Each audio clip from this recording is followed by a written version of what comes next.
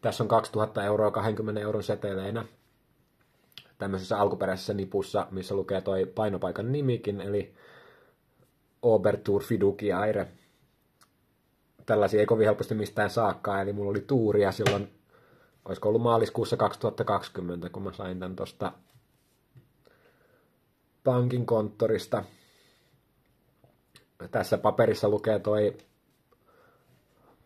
painoajankohtakin, eli 18.12.2015, ja ilmeisesti kellonaika 9.08.36, eli silloin tää on tullut ulos koneesta. Eli tää uuden sarjan 20 tuli käyttöön just loppuvuodesta 2015, olisiko ollut marraskuussa ihan lopussa. Eli silloin näitä on tehty aika runsaasti siellä. Eli siellä on peräkkäiset sarjanumerot.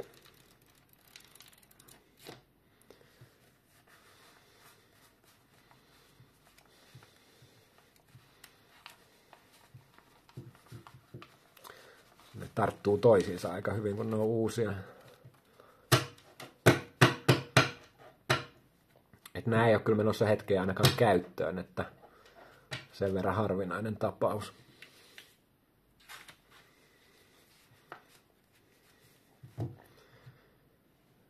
Nätin näköinen sininen paperi.